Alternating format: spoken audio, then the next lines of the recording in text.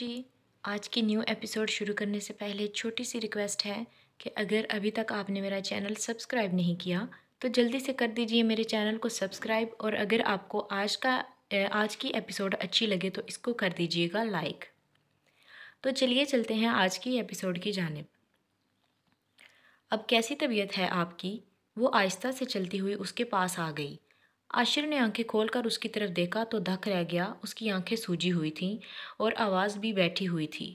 اس کو وہ پہلے والی شوق سی سعدیہ بالکل نہیں لگ رہی تھی۔ ہنی، میں ٹھیک ہوں، لیکن تم نے یہ کیا حال بنایا ہوا ہے اپنا؟ مجھے تو تم ٹھیک نہیں لگ رہی، پلیز تم بھی گھر چلی جاؤ، اس نے دھیمی آواز میں کہا، کیونکہ زیادہ تیز بولنے سے اس کے زخموں میں درد ہوتا تھا۔ نہیں، مجھے کہیں نہیں جانا، اس نے بھی آہستہ سے کہا اور کمفرٹر ٹھیک کر کے اس کے اوپر ڈالنے لگی۔ لیکن ہنی، آپ زیادہ نہ بولیں، میں نہیں جا رہی کہیں بھی، وہ بولنے لگا تو سعدیہ نے اس کو چپ کروا دیا۔ عاشر اس کو خاموشی سے تکے گیا، لیکن اس بار وہ کچھ بولا نہیں۔ سمسام اور عباس گردیزی کو عاشر کے ساتھ ہوئے حادثے کی خبر ملی تو انہوں نے واپس کراچی جانے کا فیصلہ کیا تاکہ اس سے مل سکیں، لیکن فضا نے انہیں وہاں آنے سے منع کر دیا اور عاشر سے ان کی ویڈیو کال پر بات کروا دی۔ عاشر کو صحیح سلامت دیکھ کر انہیں تھوڑا سکون ملا تھا۔ سمسام نے بھی عاشر کا حال پوچھا اور سعدیہ کو تسلی دی۔ سمسام نے واپس آنے کے لیے کہا تو سعدیہ نے بھی اسے منع کر دیا۔ دراب بھی وہیں موجود تھا، سمسام نے اس سے بھی بات کی۔ پھر سعدیہ اور دراب دونوں سے کہا جیسے ہی عاشر کی طبیعت ٹھیک ہوتی ہے وہ سب بھی آزاد کشمیر آ جائیں، اس سے عاشر کو بھی اچھی فضا میں بہتر محسوس ہوگا۔ انہوں نے بھی حامی بھر لی۔ عاشر کو ہاسپٹل میں 1 ہفتے سے بھی زیادہ دن ہو گئے تھے۔ اس کے بازو کا زخم تو ٹھیک ہو گیا تھا، کندھے والا بھی بہتر تھا، لیکن جو پسلیوں کے نیچے تھا وہ ابھی اتنا ٹھیک نہیں تھا۔ دراب اور سعدیہ اس کے ساتھ ہی رہے تھے۔ مزید 1 ہفتہ اور ہاسپٹل میں رہنے کے بعد وہ ڈسچارج ہو کر گھر آیا تھا۔ دراب اس کو روم میں لٹا کر چلا گیا تھا کیونکہ اس نے پولیس اسٹیشن جانا تھا۔ پولیس نے کچھ لوگوں کو گرفتار کیا، اس وجہ سے انہوں نے بلوایا تھا۔ وہ اب آہستہ آہستہ 1-2 قدم چل بھی لیتا تھا۔ سعدیہ کو ڈاکٹر نے بولا تھا کہ وہ عاشر کے بازو اور کندھے کی بینڈیج خود کر دیا کریں کیونکہ وہ زخم کم تھے، لیکن پسلیوں کے نیچے والا زخم ابھی کافی زیادہ تھا، اس وجہ سے ڈاکٹر نے کہا کہ وہ خود آ کر بینڈیج کیا کریں گے۔ 2 ہفتوں میں سعدیہ نے عاشر کی دن رات خدمت کی تھی اور وہ چپ کر کے اس کو دیکھتا رہتا تھا، لیکن اس کے دل میں 1000 سوال تھے جو وہ اس سے پوچھنا چاہتا تھا لیکن خاموش تھا۔ وہ روم میں آئی تو عاشر روم میں نہیں تھا۔ وہ پریشان ہو گئی۔ اس نے سارے روم میں دیکھا، کہاں جا سکتے ہیں عاشر، اس نے دل میں سوچا۔ تبھی وہ دروازہ کھول کر آہستہ آہستہ چلتا ہوا اس کے سامنے آ گیا۔ کہاں تھے آپ؟ اس نے تیوری چڑھا کر پوچھا۔ وہ میں ٹیرس پر گیا تھا، روم میں بہت بور ہو گیا تھا اس لیے، اس نے سعدیہ کی طرف بغور دیکھتے ہوئے کہا۔ اف، تو مجھے آپ بلا لیتے، اکیلے کیوں گئے؟ اس نے مصنوعی غصے سے کہا۔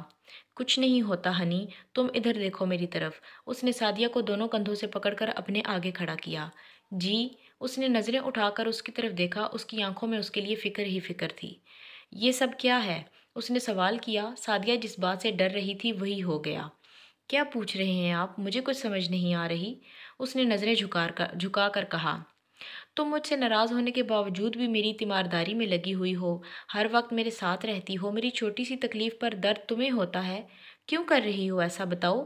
کیوں مجھے اب پھر سے اپنا عادی بنا رہی ہو چھوڑ کر جانے کے لیے؟ وہ آج سوچ چکا تھا کہ وہ سعدیہ سے اپنے ہر سوال کا جواب لے گا، اور ایسا ہی ہوا تھا، وہ اس سے پوچھ رہا تھا کیونکہ جس رات حادثہ ہوا تھا اس رات گاڑی میں سعدیہ نے اسے کہا تھا کہ اگر اس نے کوئی بھی غلط کام کیا ہے تو اسے سلجھا لے۔ عاشر نے اسے بتا دیا تھا کہ اس نے کچھ لوگوں کی پراپرٹی پہ قبضہ کیا ہوا ہے، لیکن وہ انہیں واپس نہیں دے گا۔ سعدیہ یہ سن کر غصے میں آ گئی تھی اور اس نے عاشر کو دھمکی دی تھی کہ اگر اس نے سب کو ان کی پراپرٹی کے کاغذات واپس نہیں کیے تو وہ ایک دھوکے باز انسان کے ساتھ نہیں رہے گی۔ لیکن اس کے بعد وہ اچانک ہوئے حادثے کی وجہ سے سعدیہ نے ان کے درمیان ہوئی گفتگو کو بھلا دیا اور اس کی دن رات خدمت کی، لیکن کہیں نہ کہیں ابھی اس کے چہرے پر ناراضگی کے آثار نظر آ رہے تھے۔ مرے آپ کے دشمن، آپ ایسی باتیں کیوں کر رہے ہیں؟ چلیں، آپ کی بینڈیج کا ٹائم ہو گیا ہے، میں آپ کی بینڈیج کر دیتی ہوں، پھر آپ نے میڈیسن بھی لینی ہے۔ اس نے عاشر کے منہ سے مرنے کی بات سن کر تڑپ کر اپنا ہاتھ اس کے منہ پر رکھا، پھر اپنی جلد بازی پر خود ہی شرمندہ ہو کر بات بدل گئی۔ ہنی، میں تم سے کچھ، اس نے ابھی اتنا ہی کہا تھا کہ سعدیہ نے اس کو بازو سے پکڑ کر بیڈ پر بٹھا دیا۔ آپ بہت بولتے ہیں، لیکن اب جب تک میں آپ کی بینڈیج نہیں کر لیتی آپ کچھ نہیں بولیں گے۔ اس نے اس کو چپ کروا کر آہستہ سے اس کی شرٹ اتار کر بینڈیج کرنے لگی۔ عاشر بس اس کو دیکھ کر رہ گیا۔ شکر ہے یار تم نے کال پک کی، میں نے صبح سے تمہیں اتنی کالز کی، تم نے ایک بھی پک نہیں کی، دراب نے جھنجھلاہٹ بھری آواز میں کہا۔ ہاں یار میں کال سن نہیں سکا، تم بتاؤ کون سی فائل نہیں مل رہی؟ سمسام نے سوالیہ انداز میں پوچھا۔ یار وہ کنٹریکٹ فائل نہیں مل رہی جو دبئی والے ڈیلیگیشن کے ساتھ 2 دن پہلے ہوا ہے، جس پر تمہارے سائن چاہیے تھے۔ وہ فائل مجھے لگتا ہے میں نے تمہیں دی تھی، دراب نے تشویش بھرے لہجے میں کہا۔ سمسام کو بھی فوراً یاد آیا کہ وہ فائل اس نے دراب کو ہی پکڑائی تھی۔ اس نے وہ فائل کہاں رکھی تھی یہ اس کو خود ہی نہیں یاد آ رہا تھا۔ ہاں یار وہ فائل میں نے تمہیں ہی دی تھی، کوئی پریشانی ہے کیا؟ بھول رہے ہو، مجھے کچھ ٹھیک نہیں لگ رہا، دراب کہتے ہو تو میں واپس آ جاتا ہوں، وہ پریشانی سے بولا۔ اچھا صحیح، شاید میں ہی بھول رہا ہوں، یاد کرنے کی کوشش کرنے لگا کہ اس نے فائل کہاں رکھی تھی۔ پہلی بار اس نے اس طرح کی لاپرواہی کی تھی۔ سمسام اس پر تمہارے سائن بھی نہیں تھے، تم نے کہا تھا کہ میں جانے سے پہلے کر دوں گا، آج ہم نے اس کی کاپی مسٹر ابراہیم کو دینی تھی، دراب نے ادھر ادھر پریشانی سے چکر لگاتے ہوئے کہا۔ یار میں نے سائن کر دیے ہوئے ہیں، آنے سے پہلے ریلیکس کرو، مائنڈ اور یاد کرو، مل جائے گی، یہیں آفس میں ہی ہوگی، جانی کہاں ہے؟ اس نے دراب کو تسلی دی۔ پریشانی تو اس کو بھی بہت تھی لیکن اس نے ظاہر نہیں کی تھی، یہ ان کے لیے کافی بڑا کنٹریکٹ تھا اور ایک چیلنج بھی، لیکن اگر ان کو وہ فائل نہ ملی تو یقیناً یہ کنٹریکٹ کسی اور کو مل جانا تھا۔ اچھا میں دیکھتا ہوں، مگر تم بار بار واپس آنے کی بات مت کرو، یہ کانٹریکٹ مل جائے تو سوچا ہے تیری بھابھی کو بھی وہیں لے آؤں، کچھ وقت ساتھ مل کر سکون سے گزار لیں، مجھے انتظار رہے گا، سمسام نے ہلکے پھلکے انداز میں کہا۔ فائز، آفس کی صفائی کس نے کی ہے؟ یہاں میں نے بہت امپورٹنٹ فائل رکھی تھی جو اب نہیں مل رہی۔ اس نے جیسے ہی سمسام کے کیبن میں قدم رکھا تو اس کے کانوں میں دراب کی غصے سے بھری آواز آئی۔ جب اس نے آفس کا ڈور آہستہ سے کھول کر اندر دیکھا تو ٹھٹک گئی، چیزیں ادھر ادھر ہو چکی تھیں، سامنے پڑی شیشے سے بنی میز کی سائڈ والی ڈرار کھلی تھی، الماری کے ڈرار بھی کھلے تھے، کیبن کا حشر نشر ہو چکا تھا اور دراب وہاں کے سویپر پر چلاتا ہوا وہاں موجود بڑی سی کاغذات سے بھری الماری میں گھسا فائل ڈھونڈنے کی ناکام کوشش کر رہا تھا۔ ورکرز سر جھکائے ڈر کے چپ کھڑے تھے۔ میں تم لوگوں سے پوچھ رہا ہوں، اس نے گراتے ہوئے کہا۔ محمل تیزی سے اندر آ گئی۔ دراب نے اس کے آنے کا کوئی نوٹس نہیں لیا اور اپنے کام میں لگا رہا۔ وہ چلتی ہوئی اس کے پاس جا کر کھڑی ہو گئی۔ کون سی فائل ڈھونڈ رہے ہیں اور اتنا غصہ کیوں کر رہے ہیں ان بیچاروں پر؟ دراب نے اپنے قریب محمل کی آواز سن کر پیچھے مڑ کر دیکھا۔ میں وہ فائل ڈھونڈ رہا ہوں جو 2 دن پہلے میں لے کر آیا تھا، گرے کلر کی فائل تھی، اس نے کہا اور پھر سے الماری میں دیکھنے لگ گیا۔ گرے فائل؟ اس نے زیر لب دہرایا۔ گرے فائل۔ کیبن کی ڈسٹنگ کس نے کی ہے؟ دراب نے الماری کا دروازہ دھاڑ سے بند کیا اور اس کی طرف مڑا۔ صاحب جی میں نے کی تھی ڈسٹنگ تو، لیکن یہاں فائل نہیں تھی تب، فائز نے ڈرتے ڈرتے کہا۔ محمل کے آنے سے اس کو کچھ حوصلہ ہوا تھا اس لیے وہ ڈرتے ڈرتے بولا تھا۔ تو پھر وہ فائل کدھر گئی؟ دراب ہر جگہ دیکھ چکا تھا اور اب اس کا غصہ اور بڑھ گیا تھا۔ وہ گرے فائل تو میں نے رکھی ہے، وہ ڈیپل کے پاس گری ہوئی تھی، مجھے لگا کہ اس کی ضرورت نہیں، میں نے اٹھا کر رکھ دی، اس نے ہاتھوں کو مسلتے ہوئے بہت آہستہ سے اس کو بتایا کیونکہ وہ اس وقت بہت غصے میں تھا۔ دراب نے محمل کی طرف دیکھا۔ فائز اور تم لوگ جاؤ یہاں سے، فائل میں نے رکھی ہے، مجھے یاد آ گیا ہے، اس نے ورکرز کو جانے کا کہا تاکہ اگر دراب اس پر غصہ کرے تو وہ اکیلی ہو روم میں۔ تم نے رکھی ہے فائل؟ اس نے حیرانگی سے پوچھا، اس کا غصہ اب قدرے کم ہوا تھا۔ سر ہم جائیں؟ فائز نے سر جھکائے جھکائے پوچھا۔ میں نے ایک بار کہہ دیا نا کہ جاؤ تو تم لوگ یہاں سے، اس نے دراب کے غصے کی پرواہ کیے بغیر رعبدار آواز سے کہا۔ دراب نے اس طرف دیکھا، وہ آج پہلی بار اس کو اپنے آفس کی اصل مالکن لگ رہی تھی، اس کے لبوں پر مسکراہٹ دوڑ گئی۔ ہاں جاؤ تم لوگ، اب کہ اس نے بھی نرمی سے کہا۔ وہ دونوں جلدی سے باہر نکل گئے۔ ایسے ہی وہ فائل پھینکی ہوئی تھی، مجھے لگا کہ اس کی ضرورت نہیں ہے، میں نے اٹھا کر تمہارے کیبن کے ریک میں رکھ دی، اس نے وضاحت دی۔ دراب چلتا ہوا اس کے پاس آ گیا۔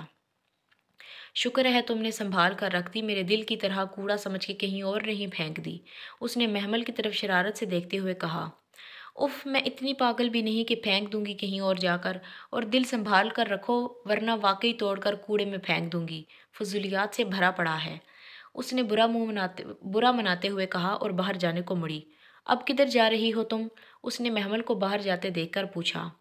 فائل لینے جا رہی ہوں، اور ہاں ایک بات کہنی ہے، اگر غصہ کرنے کی بجائے صبر سے پوچھ لیتے تو اب آفس کی یہ حالت نہ ہوتی اور وہ باقی بیچارے بھی اتنا نہ ڈرتے، صبر بھی کسی چیز کا نام ہے، اس نے منہ بسور کر تیکھے لہجے میں آفس کی ابتر حالت کی طرف اشارہ کر کے کہا اور کیبن سے باہر نکل گئی۔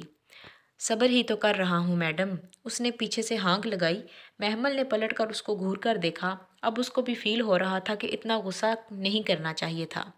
کچھ دیر بعد محمل نے اس کو فائل لا کر دی۔ سمسام کے سائن اس پر دیکھ کر اس کی بہت بڑی ٹینشن ختم ہو گئی تھی۔ فائنلی ان کو یہ کنٹریکٹ مل گیا تھا۔ جنوری کے اواخر چل رہے تھے، سردی بھی اپنے عروج پر تھی۔ خنک ہوائیں جسم کو چیر کر گزرتی تھیں، لیکن گل رخ کا وہی معمول تھا۔ صبح اٹھ کر نماز پڑھتی اور پھر باہر لان میں پھولوں کے پاس چلی جاتی تھی۔ آج بھی سردی اور دھند بہت زیادہ تھی۔ اس نے شال اوڑھی اور نیچے لان میں آ گئی۔ لان میں آ کر اس نے جوتا اتارا اور ٹھنڈی ٹھنڈی گھاس پر چلنا شروع کر دیا۔ رخ، اتنی سردی میں جوتا اتار کر کیوں چل رہی ہو؟ سردی لگ جائے گی تمہیں۔ ابھی اس نے لان کا ایک ہی چکر لگایا تھا جب اس کو سمسام کی آواز سنائی دی۔ اس نے پیچھے مڑ کر دیکھا، وہ جاگنگ سوٹ میں ملبوس تھا اور جاگنگ پر جا رہا تھا۔ کچھ نہیں ہوتا نا مجھے، اس نے لاپرواہی سے کہا اور پھر سے چلنے لگی۔ جانا، تم اتنی ضدی کیوں ہو؟ کیوں تم میری بات نہیں مانتی؟ اس نے بے بسی سے کہا اور چلتا ہوا اس کے پاس آ گیا۔ مجھے یہاں نہیں رہنا، واپس جانا ہے اپنے بابا کے پاس، ان سے ملنا ہے مجھے، اس نے سرد لہجے میں کہا۔ میں تمہیں تمہارے والدین سے دور نہیں کر رہا، بلیو می، صرف تمہارے مائنڈ کو پرسکون کرنے کے لیے یہاں لایا ہوں۔ شاید تمہیں پرانی باتیں یاد آ جائیں اور ہمارے درمیان جو کمی ہے وہ دور ہو جائے۔ سمسام نے دکھ سے اس کی طرف دیکھا، لیکن اس کے سرد رویے کے باوجود بھی وہ اس کو ایسے چھوڑ نہیں سکتا تھا۔ تم میرے ساتھ پارک چلو، تمہیں اچھا لگے گا، اس نے گل رخ کو اپنے ساتھ چلنے کی آفر کی۔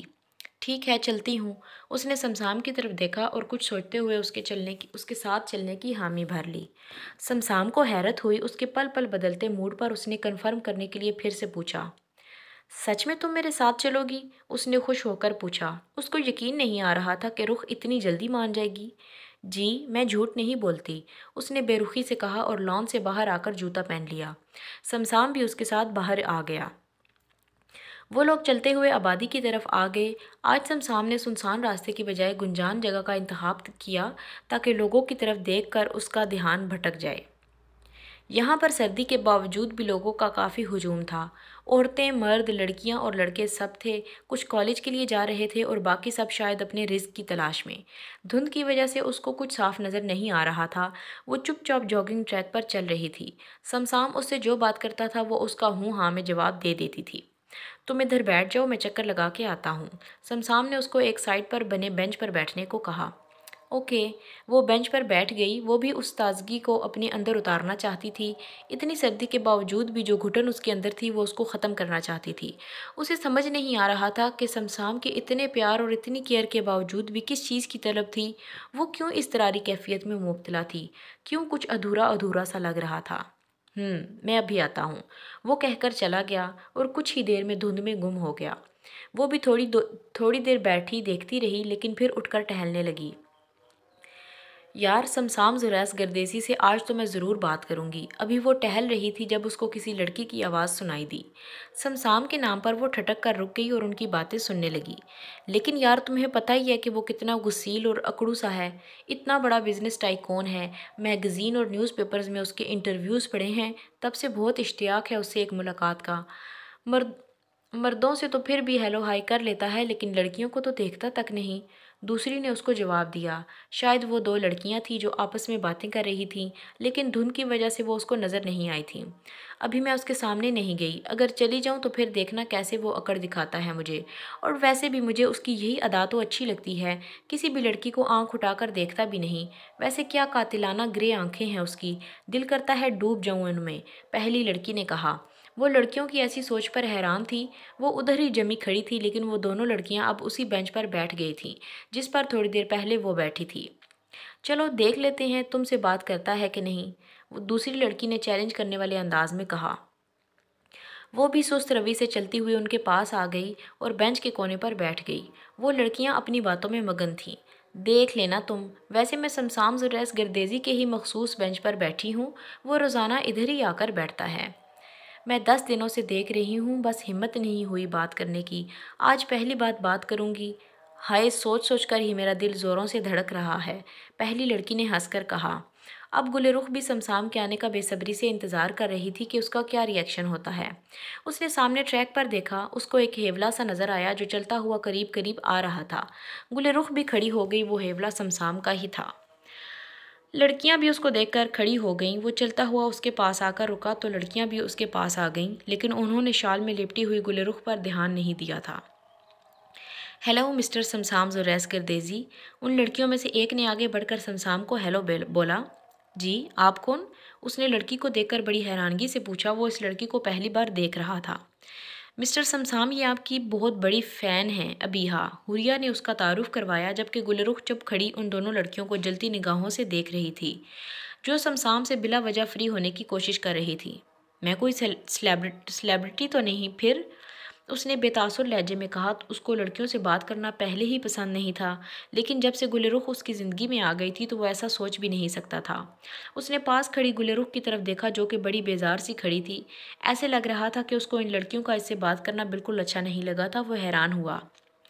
تو یہ کہ مجھے آپ سے ملنا تھا، اسی وجہ سے میں روز جاگنگ کرنے آتی ہوں، ابیہا نے ایک ادا سے سر جھٹک کر کہا۔ اب آپ نے مجھ سے مل لیا ہے، اب آگے کیا چاہتی ہیں آپ مجھ سے؟ اس نے دلکشی سے مسکراتے ہوئے اس سے پوچھا اور پھر گل رخ کی طرف دیکھا۔ وہ یہ دیکھنا چاہتا تھا کہ وہ کیا کہتی ہے یا اس کو کیسا لگتا ہے۔ کیا آپ میرے ساتھ ایک کپ کافی پئیں گے؟ اس ابیہا نامی لڑکی نے اس کو کافی کی آفر کی۔ گل رخ جو اس لڑکی کی بات سن کر تعجب سے کھڑی تھی، وہ سمسام کے جواب دینے سے پہلے ہی آگے بڑھی اور اس کو بازو سے پکڑ کر اپنی طرف متوجہ کیا۔ سم چلے یہاں سے، مجھے بھوک لگی ہے، مل کر بریک فاسٹ کرتے ہیں۔ اب حیران ہونے کی باری ان دونوں لڑکیوں کی تھی۔ وہ دونوں آنکھیں پھاڑے گل رخ کو سمسام کا بازو پکڑے حیرانگی سے دیکھ رہی تھی۔ ارے رکو یار، میں ان سے بات تو کر لوں پھر چلتے ہیں، اس نے شرارت سے کہا۔ یہ کون ہے؟ ان میں سے ایک لڑکی نے حیرانگی سے لڑکھڑاتی آواز میں پوچھا۔ میں مسز سمسام زوریس گردیزی ہوں، اور اگر تم لوگوں نے ہم سے ہمارے بارے میں کچھ اور پوچھنا ہے تو بعد میں پوچھ لینا پلیز، ابھی ہم نے جانا ہے۔ اس سے پہلے کہ سمسام کچھ بولتا، اس نے اپنا تعارف کروایا اور سمسام کا ہاتھ پکڑ کر ان کے پاس سے گزر گئی۔ پھر آگے جا کر رک کر ان لڑکیوں کی طرف دیکھ کر بولی، اور سنو، ان میرڈ لڑکیوں کو غیر اور میرڈ مردوں کو یوں بیچ راستے میں روکنا زیب نہیں دیتا، اور نہ ہی اس معاشرے میں ایسی باتوں کو اچھا سمجھا جاتا ہے۔ پلیز کچھ تو خیال کرو تم لوگ اپنی عزت کا، آئندہ میرے شوہر پر اپنی نظر ڈالنے کی سوچنا بھی مت۔ دونوں لڑکیاں حیران نظروں سے ان کو جاتے دیکھ رہی تھیں۔ سمسام نے اس کی طرف دیکھا جو بات کر کے رکی نہیں تھی، وہ بھی اس کے ساتھ ہی چل رہا تھا۔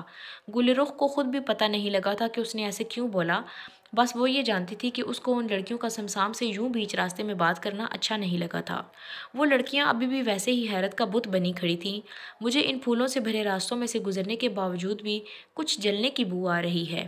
وہ لوگ پارک سے نکل کر گھر کے گیٹ پر پہنچے تو سمسام نے مسکراتے ہوئے کہا۔ ابھی بھی اس کا بازو گل رخ کے ہاتھ میں تھا جس کو اس نے چھڑوانے کی کوشش نہیں کی تھی۔ کیا مطلب، کون جل رہا ہے؟ اس نے رک کر بھوئیں اچکا کر پوچھا۔ تم، اور کس نے جلنا؟ سمسام نے مسکراتے ہوئے کہا۔ واٹ؟ جلتی ہے میری جوتی؟ آپ جس سے مرضی باتیں کریں، مجھے کوئی فرق نہیں پڑتا، اس نے غصے سے کہا، حالانکہ اس کو اچھا نہیں لگا تھا۔ اب وہ بات گھما گئی۔ جی بالکل ٹھیک کہا، واقعی ہی تمہیں کوئی فرق نہیں پڑتا، اس لیے تو تم مجھے وہاں سے لے کر آ گئی اور ابھی تک میرا ہاتھ پکڑ رکھا ہے تاکہ میں یہاں سے بھاگ نہ سکوں۔ ویسے مسز سمسام زوریس گردیزی، میں تمہیں چھوڑ کر کہیں نہیں بھاگوں گا، پرومس۔ تمہاری پرائیویٹ پراپرٹی ہوں، حق رکھتی ہو یار، کھل کر کرو نا جو کرنا ہے یہاں۔ اس نے شرارت سے آنکھ ونک کر کے اپنا چہرہ اس کے لبوں کے قریب کیے کہا تو وہ سٹپٹا کر 2 قدم پیچھے ہوئی۔ نہیں جی، ایسی کوئی بات نہیں ہے، وہ تو میں آپ کو اس لیے لے کر آئی کہ دیر ہو رہی تھی، ویسے مجھے کوئی فرق نہیں پڑتا، آپ فین کے ساتھ کھڑے ہوں یا ان کے ساتھ کافی پئیں، اس نے کہا اور جلدی سے سمسام کا بازو چھوڑ کر بغیر پیچھے دیکھے اندر بھاگ گئی۔ ہا ہا ہا ہا، سمسام کے زوردار کہے نے دور تک اس کا تعاقب کیا تھا۔ دونوں نے مل کر ناشتہ کیا۔ اب وہ دونوں لان میں آئے تھے، ایک ساتھ ٹہل رہے تھے کہ گل رخ کی نظر گیراج میں گئی جہاں ایک طرف کپڑے سے ڈھکی کوئی چیز پڑی تھی۔ اس کے نیچے کیا ہے؟ اس نے کھوجتی نگاہوں سے دیکھا اور سمسام سے سوال کیا۔